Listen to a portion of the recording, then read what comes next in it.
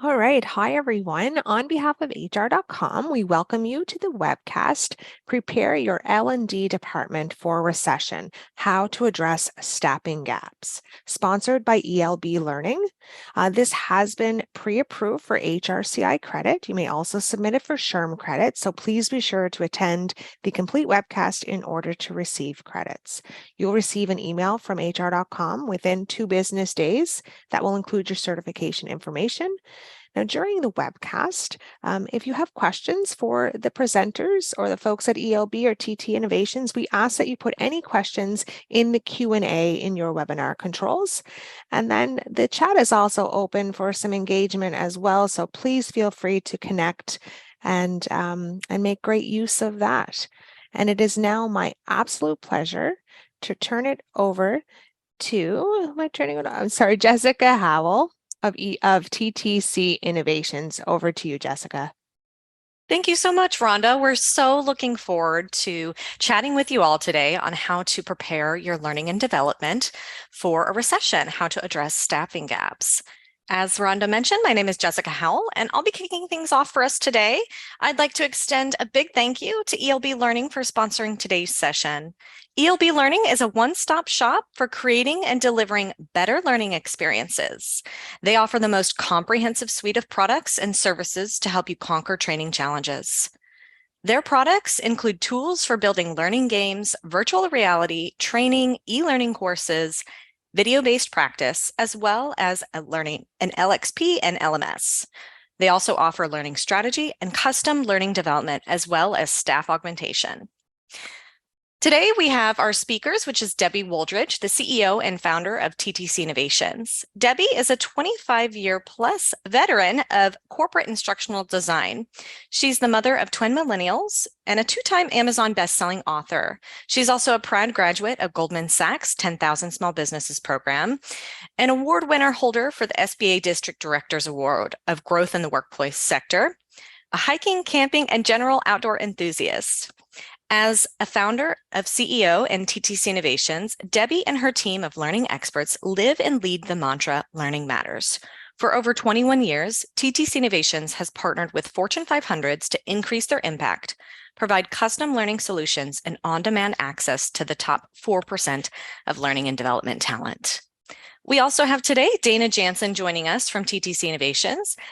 She is the CHRO, and as a seasoned human resources executive, she has a track record of delivering impactful business results while creating inclusive and engaged teams.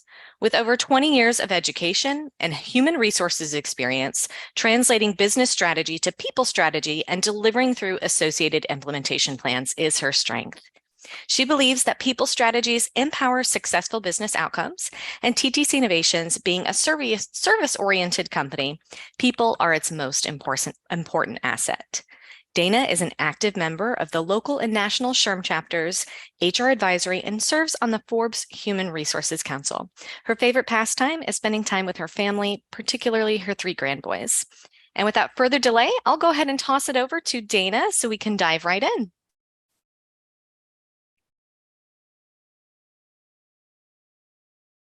And Dana, I think you're on mute. Oh, thank you for that, Jessica. So thank you for that introduction, and we're going to go ahead and turn off our cameras so we don't distract from the content as we move through the rest of the session. We are extremely excited to spend the next hour demystifying the idea of staff augmentation with you, along with other staffing strategies to help each of you meet and exceed your company's goals in the face of these challenging economic times. We also plan to share case studies of companies that we work with that have faced some of the same staffing challenges many of you are likely experiencing today. As we all know, the global economy is reeling from the war in Ukraine, the Great Resignation, COVID, quiet quitting, quiet promoting, and now the soaring inflation pressures. I know we're all feeling these impacts. The IMF is suggesting that we are inching closer and closer and closer to the reality of a severe downturn that will rival a situation that we haven't faced since the 70s.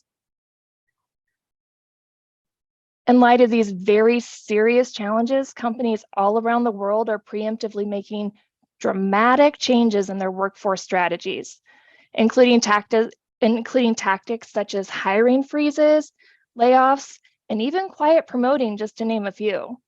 Many CEOs have already been preparing their employees to work with fewer resources these days. And unfortunately, due to that great resignation, most companies were already finding themselves in a severe staffing crisis. I would imagine that you and your company may already be facing some of these challenges as well. Perhaps talent resigning, a hiring freeze, maybe low applicant response. At the same time, I know many of your teams are expected to achieve all those same KPIs as whenever you were fully staffed. And that certainly lends to that question, how are we going to accomplish all of that with less staff? So we hope our session today helps you find solutions to that very question. So to get us started, I'd like to run a quick poll to gauge your current staffing difficulties. I'd like us to answer the question, what hiring challenges are you facing?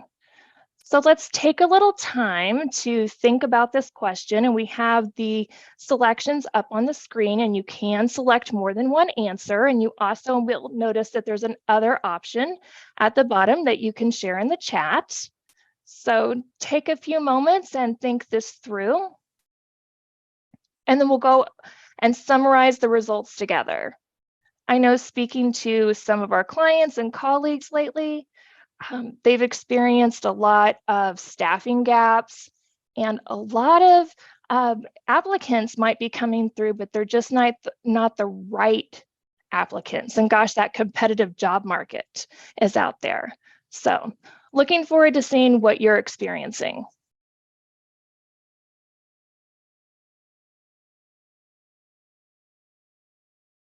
I think I'll just give it another 10 seconds, folks.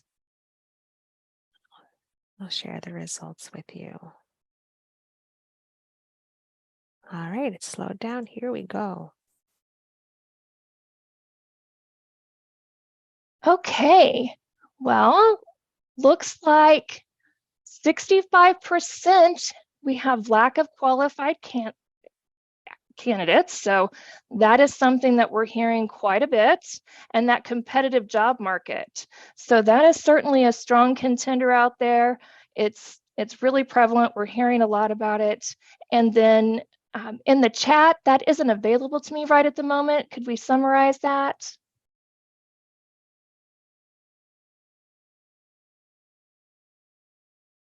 I think most folks must have chosen a selection on, nothing extra in the chat. Actually, someone chose other. So the chat. Okay. Okay, wonderful. Well, it does seem like we're all facing many of the same challenges. So for those of you lucky enough to not face any of these challenges yet, I'm very happy that you're here with us today so we can help you prepare for truly the very likely event that you're going to encounter one or more of these challenges soon. While this is a prevalent issue right now, we all know that staffing challenges are certainly evergreen.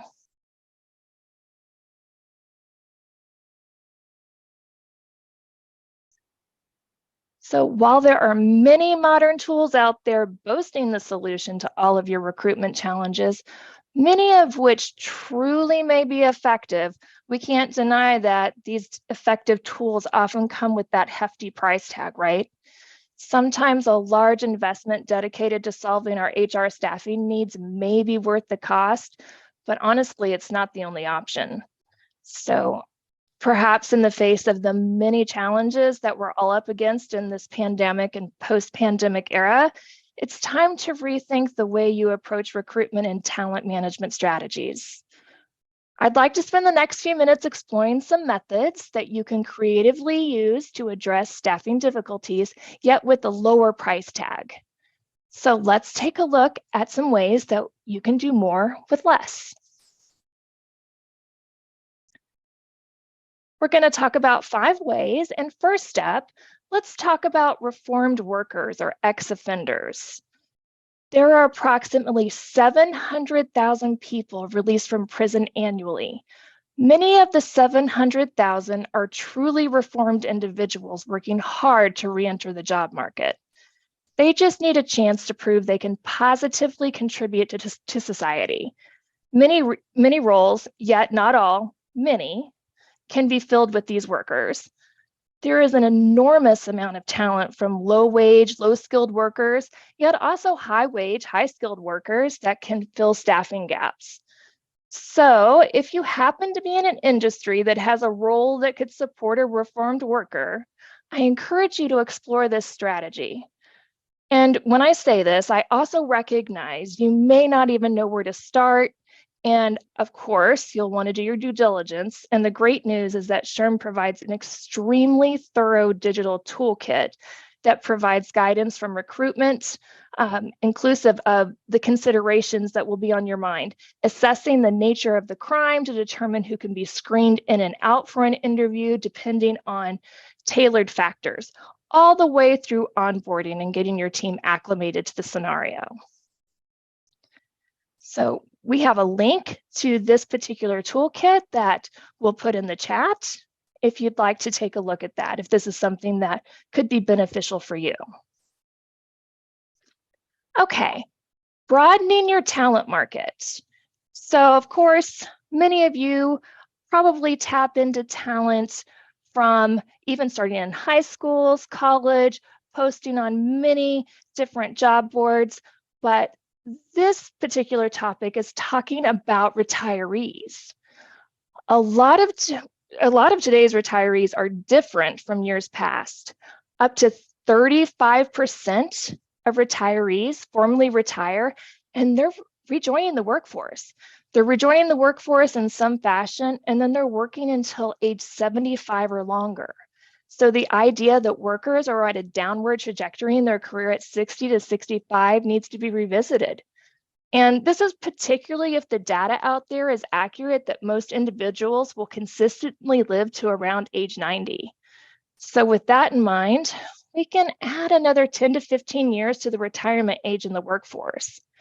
So this is an untapped group you can market to that can yield extensive expertise, deep experience, and diversity of thought for your organizations. So the third strategy, hiring criteria. Okay, so everyone knows that this is critical to align the right candidate to the role. But I want to take a moment to suggest that you evaluate the criteria outlined for individual roles for qualifications that aren't truly necessary. I'm sincerely a huge advocate for academics and credentials. However, I would suggest that you may have roles that you are trying to fill that might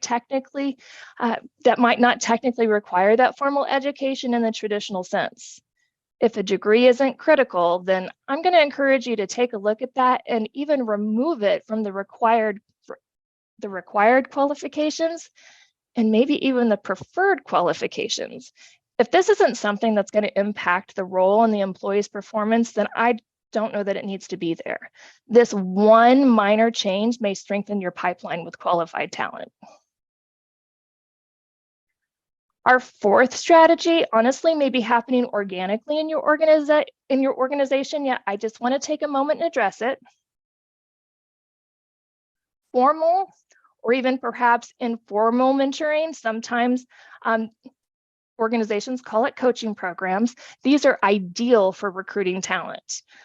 I want to share that candidates are often more confident in selecting an opportunity with your organization if they know they will have a mentor to support them as they grow in their new role.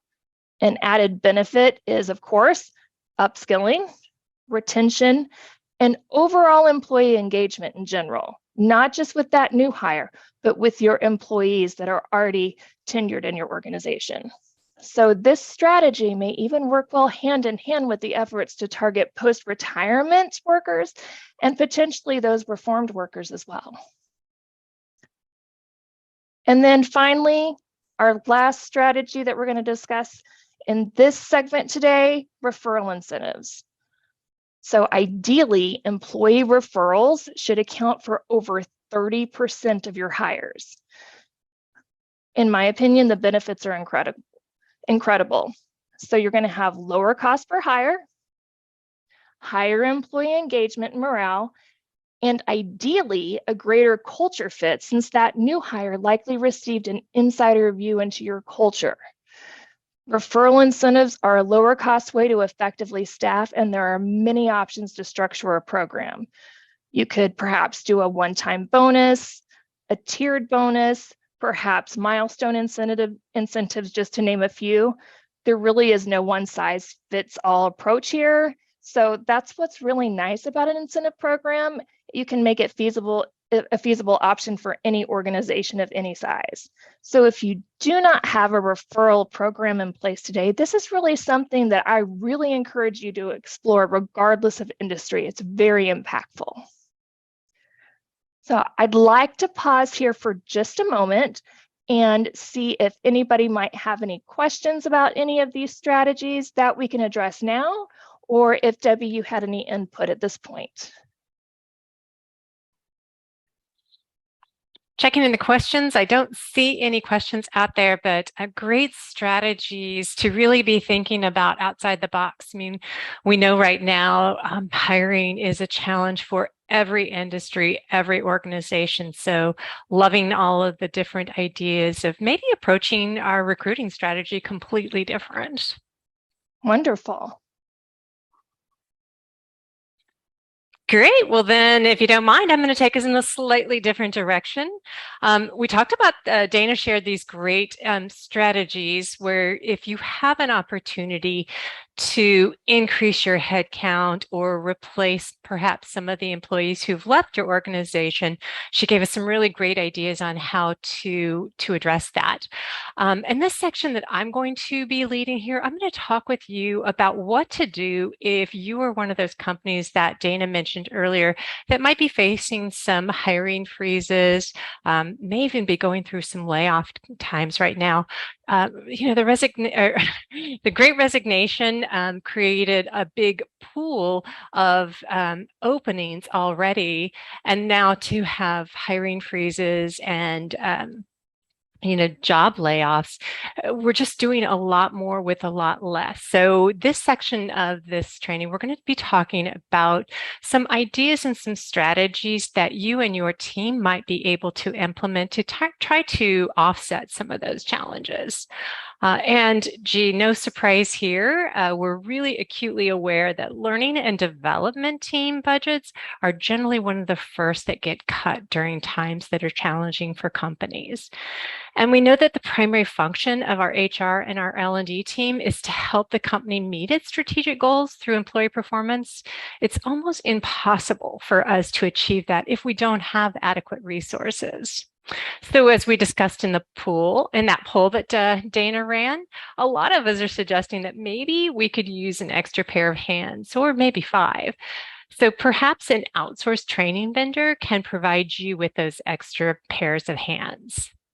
But many of you might be asking, is outsourced staffing right for my learning organization? So that's what we're going to explore. And before you can decide if outsourced staffing is right, let's discuss what it looks like. There are 2 primary ways that you could use a training vendor to provide staffing support for your company. The first is project outsourcing. Project outsourcing is that strategy where you're utilizing the outsourced vendor to manage the entire initiative. The benefits of using project outsourcing is that your supplier is going to manage those day-to-day tasks and activities during the project lifecycle. This is going to free up your internal learning team to work on other initiatives that maybe have really high priority as well. And because project teams can scale up and down as needed, it really is an ideal strategy for initiatives that may experience some scope changes. Project outsourcing is also incredibly effective to help meet those aggressive deadlines with initiatives that have just a laundry list of deliverables that you're trying to achieve. If you decide that project outsourcing might be the right solution for you, I'd love to share with you a few considerations to keep in mind. First, this strategy is really best when your business needs and your deliverables are clearly and well defined. If your organization or your initiative is going to require multiple review cycles for learning content, then the timelines and your budgets may be severely impacted. However, there are some creative strategies, and your outsourced vendor should be able to help you identify some ways to get through these challenges efficiently. Keep in mind that these initiatives are typically built on deliverable completion, so you can burn through your budget very quickly. Alternatively, staff augmentation provides you with flexible staffing supplements that are helpful for you when you need temporary contract-based resources to support short, long-term, or cyclical staffing needs in your company. So we're going to spend a little bit of time talking about some of those benefits of staff augmentation. For many organizations, the benefits of choosing staff augmentation are varied and compelling. The first one is budget efficiency. SHRM has reported that, that the reported average cost per new hire is $4,700.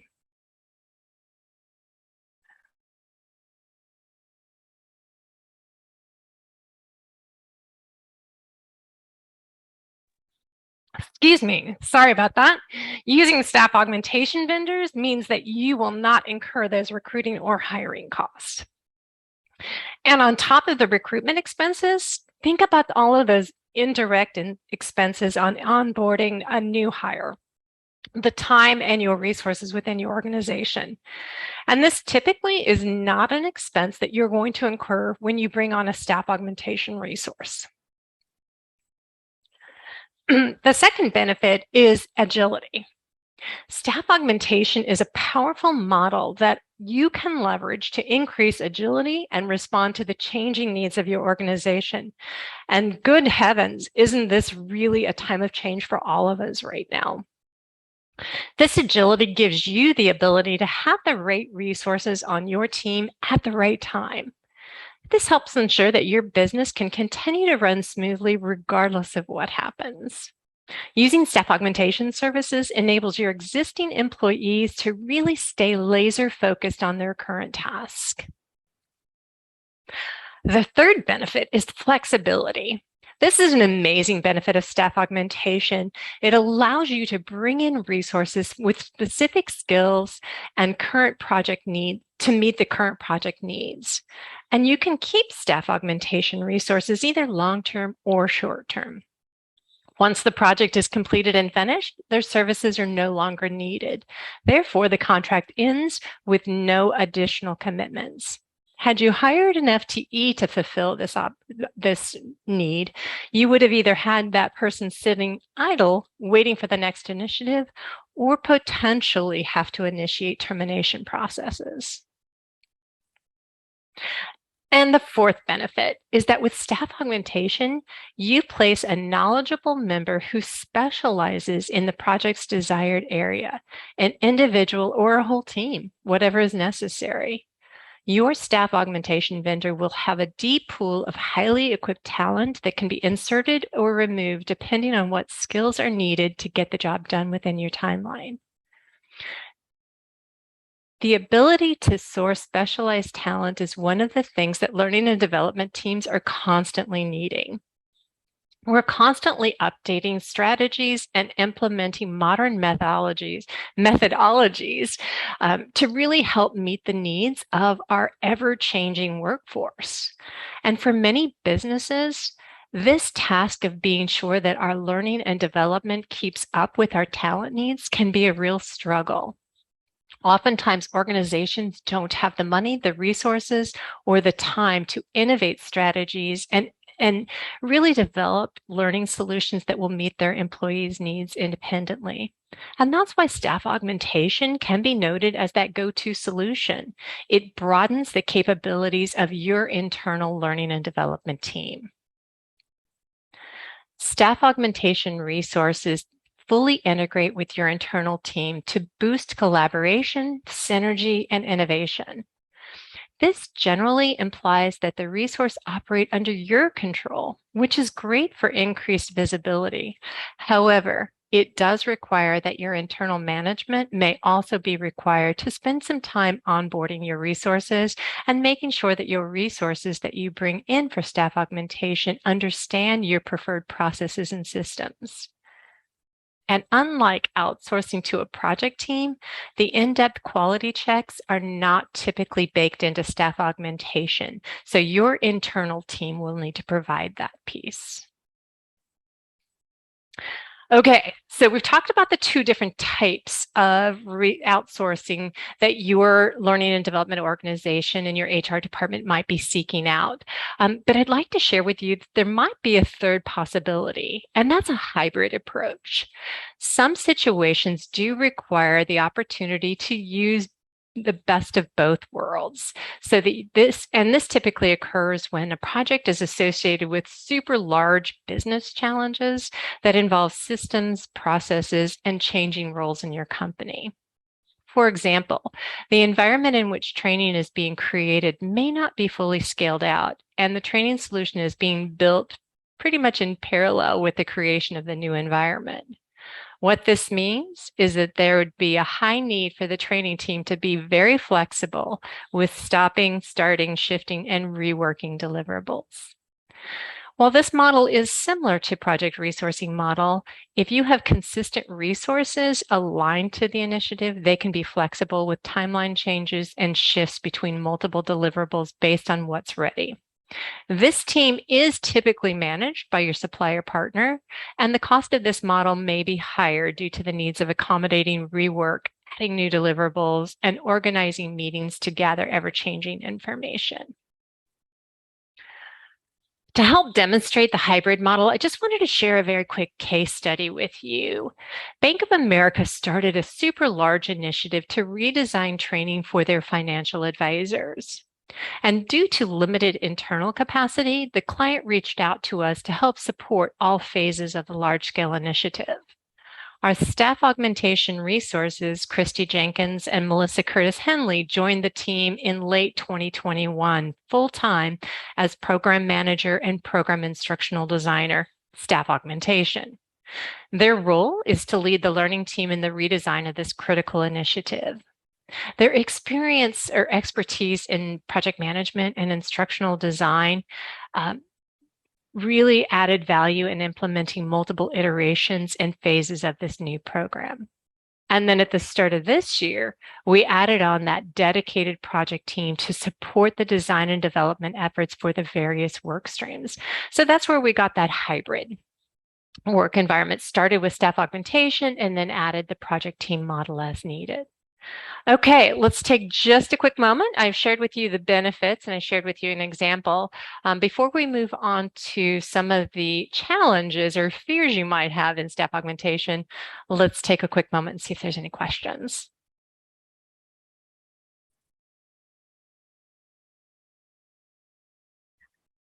Looks like we don't have any questions just yet, Debbie, but I'll let you know as some roll in. Perfect. Thank you. And team, please feel free to chat in, or if you have any questions or maybe you want a little bit deeper explanation, just let us know. Okay, so we talked about the benefits and Dana talked about some of those strategies for hiring. But taking on staff augmentation, taking on an outsourced training vendor can come with its own set of fears. So we wanted to just name these fears and kind of give you some ways to approach them to overcome those fears. All right, so if you could take a moment and look at the numbers on the screen here, fears number 1 through 8, and I'd love for you to maybe do a quick pulse check on which fear of using outsourcing might kind of be a trigger point for you or your organization. So hop on over to the chat and type in the number of your top fear.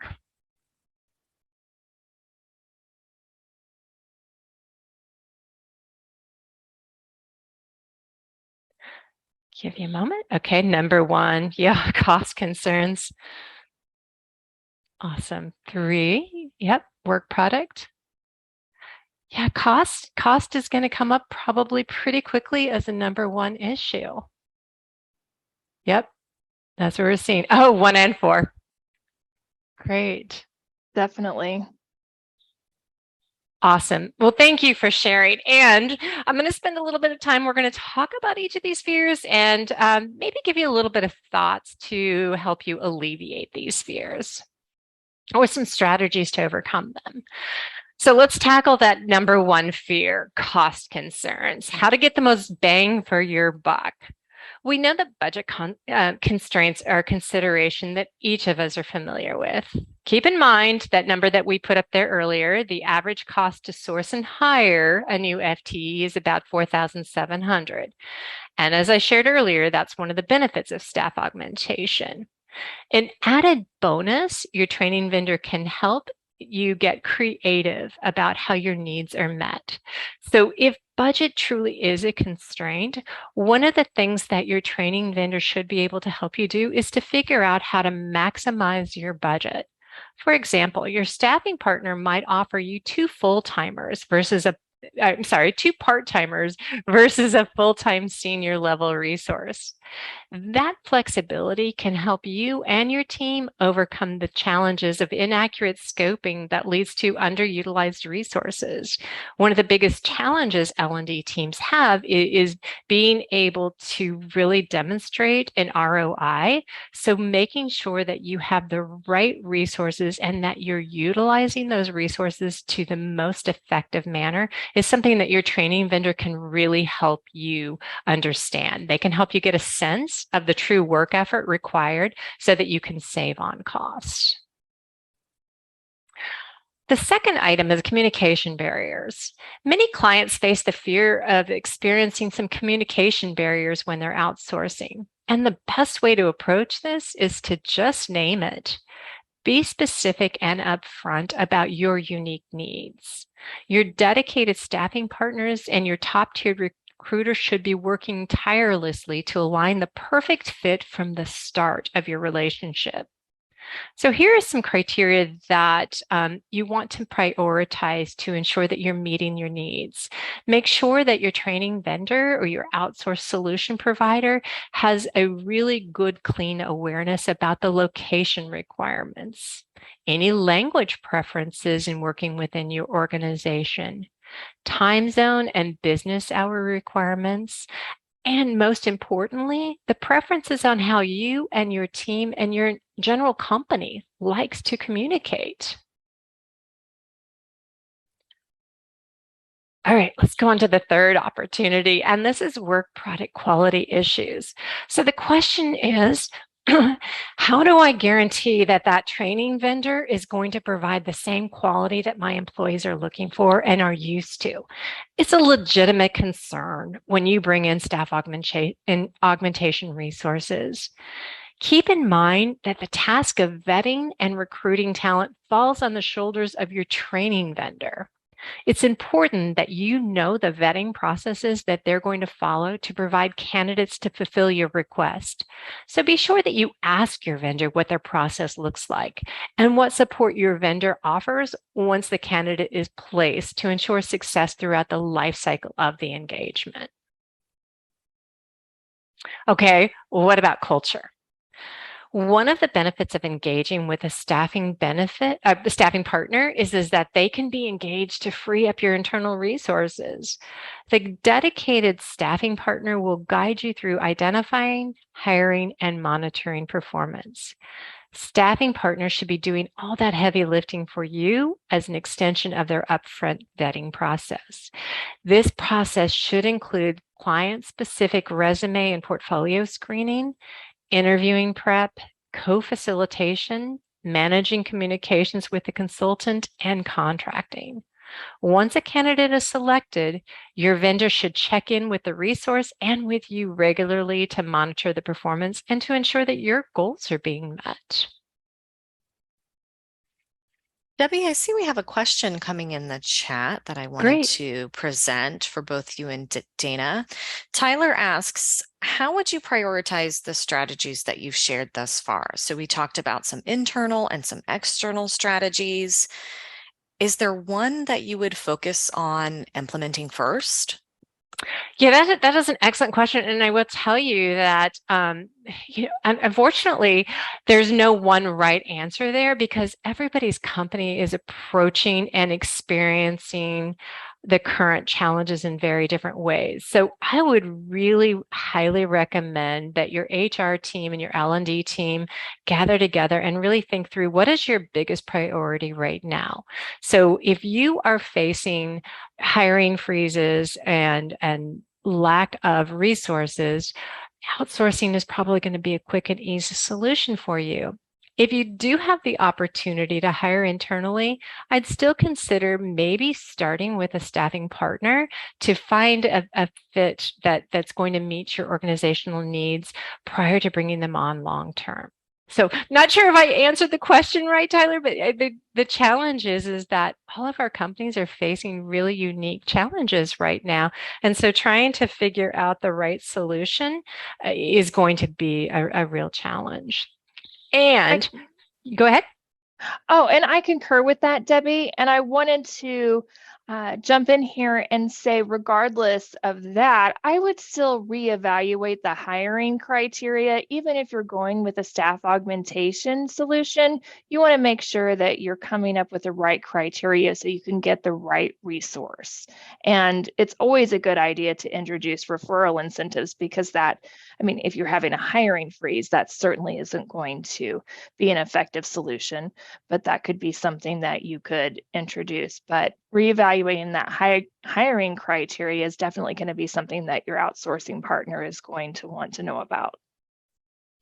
Yeah, 100% agree. And I think that having partners in today's environment is really it extends and takes some of the pressure off of each of us. I think HR teams have a lot going on, and it does sort of feel like the weight of the company rests on our shoulders right now. And I don't know that that's going to change over the next few months, the next even possible year. I think as the economy continues to change almost daily, HR teams are going to be really heavily leaned on to be that support mechanism to ensure that companies can still meet their goals. So then that actually kind of transitions us in, and this is the unicorn situation. I think all companies find the need for this mysterious unicorn to kind of solve all the problems. The biggest challenge, though, is that we don't know whether or not we can find the unicorn. And I would suggest that training vendors and outsourced solution providers might be the perfect way to help you find the unicorn for your organization. Most training vendors truly do have a network of thousands of vetted candidates, and it often includes a unicorn too. One of the values that your staffing partners bring is that they can be super great thought partners to help you creatively solve all your staffing challenges. They may not have the specific resource in their pool immediately, but they're amazing at helping you partner to find a great solution. For example, you may think you need a jack of all trades when your staffing partner may help you to recognize that it might be more impactful to place kind of multiple resources with expertise in a particular field, such as maybe a graphic designer expert paired with a gamification guru. That could help you really get the job done right without having to settle for less than the best. So oftentimes it's not really just one unicorn you need, but a variety of unicorns paired together to make this great resource. Okay, commitment anxiety. How many of you get a little bit concerned when you think about budgets and knowing that you don't know what next quarter is going to bring, next month, or even next week? Well, that's one of the benefits of staff augmentation. You don't have upfront cost. As we discussed earlier, compared to project outsourcing, staff augmentation provides you a lot of flexibility with short-term contracts. In fact, you might want to consider signing a trial period for an initial contract, like maybe 3 months, and then extend that if the partnership proves to be as valuable as you think it's going to. Your goals should be your staffing partner's goals. Your talent vendors should be confident in their talent and the ability to provide you with a perfect fit. Ensure you know what guarantees your training vendor provides around their resource replacement. So if something doesn't work out, know that they're there to help you move forward.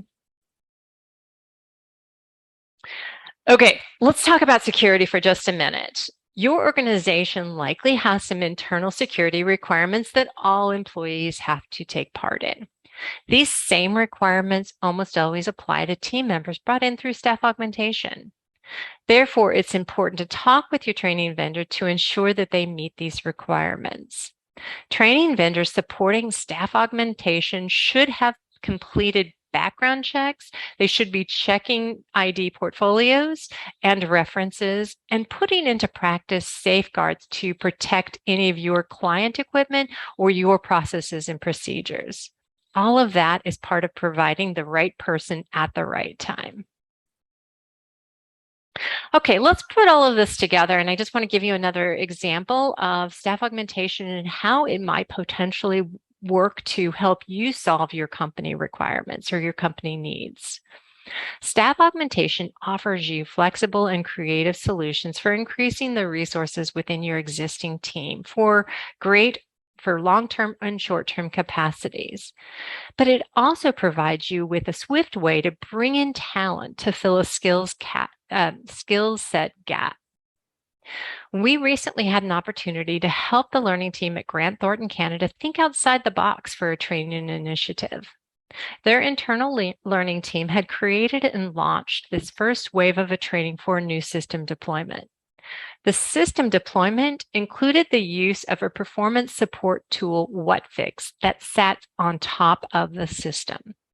The training didn't necessarily go over quite as well as they had expected, and unfortunately, adoption of the system and feedback on the performance support tool were much more negative than expected. This was the perfect opportunity for our staff augmentation resource, Teresa Chiaputo, to step in and help the learning team rethink the approach as they prepared for the second wave. Teresa had recently successfully deployed a system using WhatFix as a support with another client. So she brought that strategy that was so successful with the other client into the Grant Thornton environment. Wave 2 is now off to a great start and with much stronger adoption. There was a focus on change management and a more effective use of incorporating that tool inside the training. This way, the learners were learning how to leverage the tool in the practice environment before they went out into the production environment.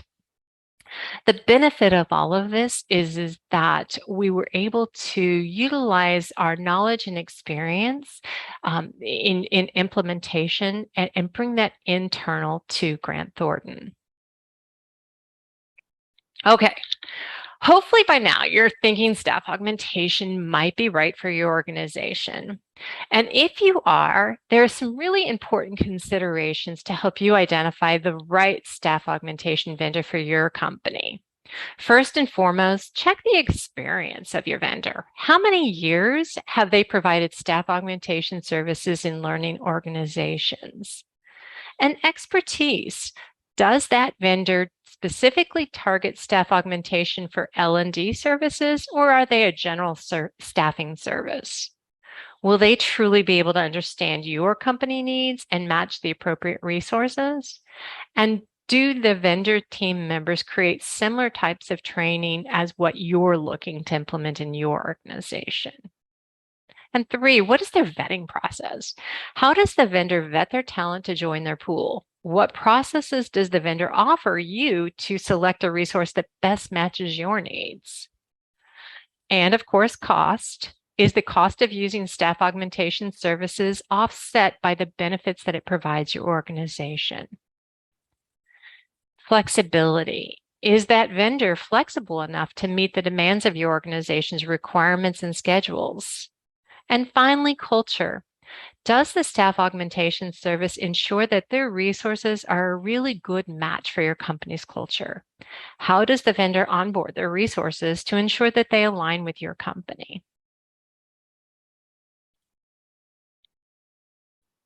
And once you've made a decision on your outsourced training vendor, you're ready to begin booking resources. To help speed up the time needed to provide qualified candidates and to reduce headaches along the way, be sure that you work with your staffing partner to define your specific needs. This will help them provide you with qualified candidates, including unicorns, to fill your need. Your staffing partner can also assist you in defining your preferred selection criteria and process. They can help you figure out, do you want to see resumes, portfolios, profiles? What type of samples do you need? How would you like to refer your candidates? What are your expectations for the interview process? Do you want to do Zoom meetings? Do they come in person if they're going to be working in your location? Do you want to have multiple interviews? Who completes the interview and how many rounds? All of those questions will help ensure that your candidates are ready when you are. And now that you've found your ideal resource network, going quickly through the time span here, you need to be sure that you're setting your internal team and your resources up for success. Consider augmentation kind of like a speed dating type of experience versus long-term engagement. Schedule a few extra meetings at the beginning of the engagement to introduce your internal team to your staff augmentation resource.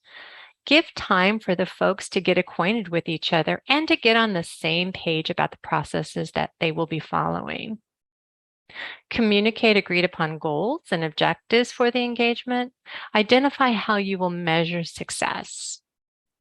And ensure harmony between your staff augmentation resources and your internal team members by acknowledging and fully respecting differences.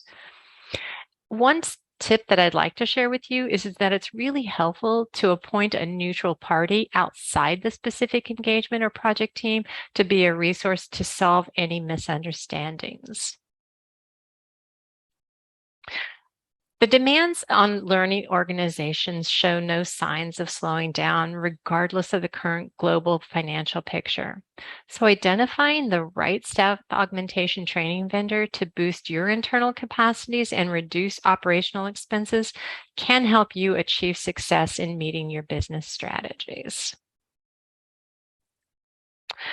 At this point, we'd love to open up the floor for any questions that might have come up, or if you have utilized a staff augmentation resource to help solve some of your challenges and would like to share anything about that experience, we'd love to hear that as well.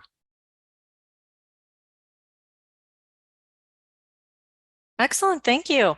Alex has a question coming in here. Alex is stating that they have a situation where their organization actually has a preferred staffing partner that they are directed to utilize when needed.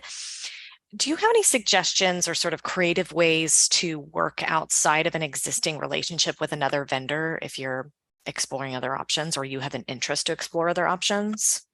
Oh, that is a great question. And that can be challenging going through the procurement process and being confined to certain types of vendor relationships can be a challenge for companies. I know that one of our clients was kind of facing that same thing. And the challenge that they had is that the staffing partner that was approved through their procurement process didn't necessarily specialize in learning and development. And so the candidates that they were getting didn't really meet the criteria, the needs of the learning department. So they reached out and set up a project-based solution. So they kind of approached it like we talked about that hybrid model. So they were able to get project dollars to allocate dedicated resourcing to help solve the deliverables and to work in the environment. A little bit of a creative way to bring in talent that was specific to learning and development, that had that analysis, design, and development skill set that they were really looking for. Dana, any other thoughts on your side?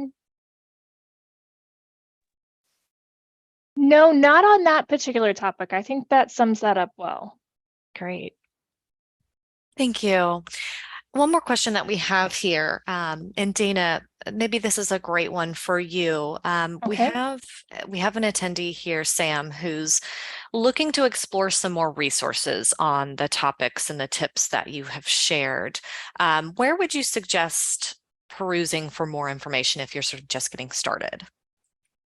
That's a wonderful question, and I'm glad that that was asked.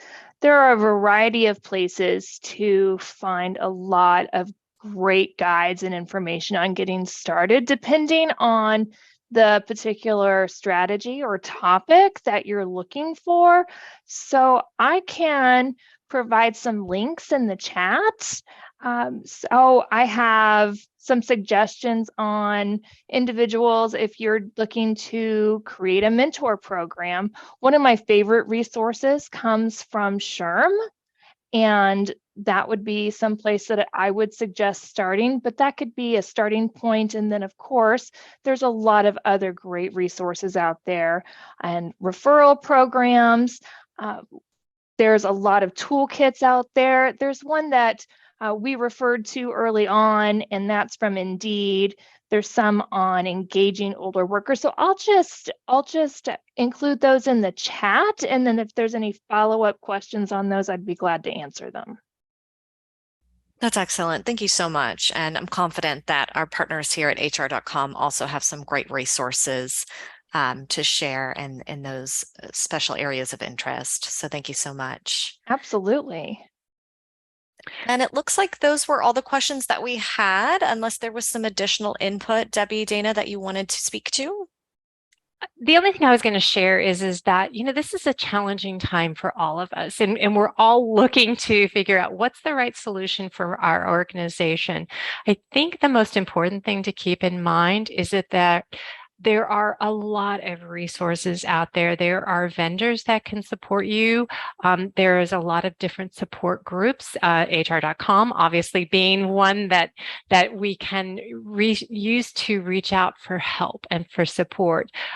Many of the training vendors, including ELB Learning and TTC Innovations, look forward to the opportunity to really just brainstorm with you what might be the right solution. There, it doesn't have to be this all or no responsibility. You can work with your training partner to really kind of identify what are the biggest things that you're trying to solve for today, and how can we help. And most importantly, that's what we're looking to do, is to figure out how we can all work together. We have a lot of goals. Businesses are trying to still achieve so much during a very uncertain time. So don't let it scare you. Take this opportunity to explore new ways to do business and new opportunities. Well said. Absolutely.